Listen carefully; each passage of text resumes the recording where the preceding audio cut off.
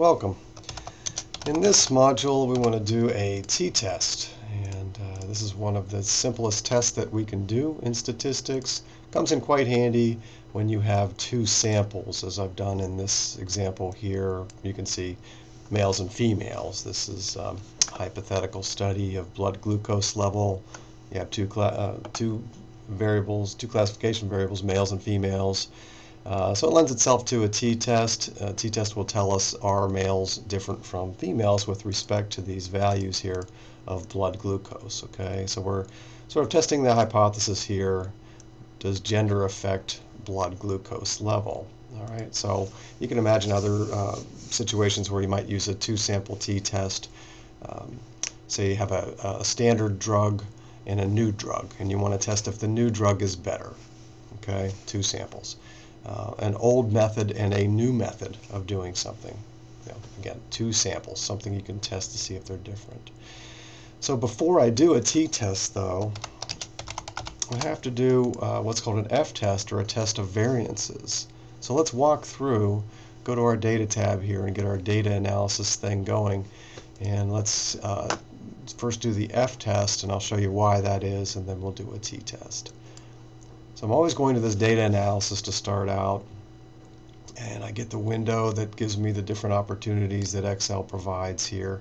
I just want to show you down at the bottom here, there's several different types of t-tests. The reason we're doing an f-test to look at the variances first is because it's going to ask us, do we want an equal variance t-test? Do we want an unequal variance t-test?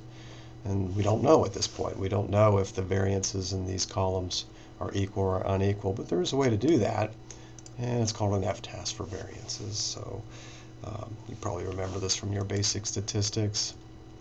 Okay, in all of these cases, it's a bit like a wizard that Excel uses to help you get the data that it needs to do the test. It's asking where are the data basically for variable 1 and variable 2. I'm going to tell it that the first variable, the male, is there. Click in the box.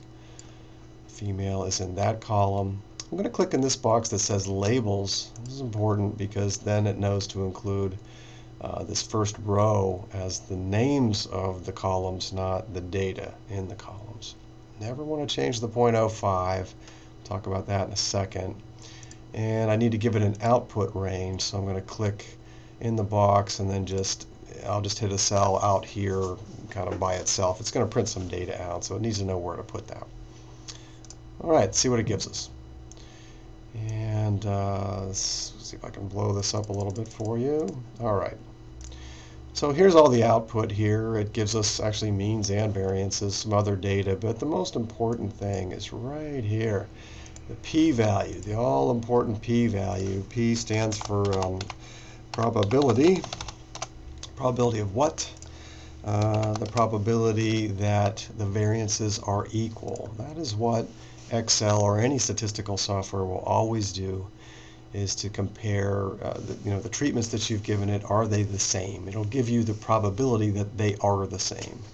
And the golden rule in statistics, if p is less than or equal to 0.05, in other words, if there is less than a 5% probability that in this case the variances are the same, then we would conclude that they were different. If there's more than a 5% chance that they're the same, we would conclude that they were. I know that seems a little arbitrary, but hey, the 0.05 level has been around since any of us were born, so we got to go by that. And here we have about a 16% chance that they are the same. And 16 being higher than 5, we would conclude, in fact, they are the same. So for the purposes of this data, we are going to use the t-test with equal variances because we have no reason to conclude here that they are unequal, okay? Because it has returned to us a value, a probability value of higher than 0.05. Okay? All right, so we'll check out on this one, and we will do the t-test next.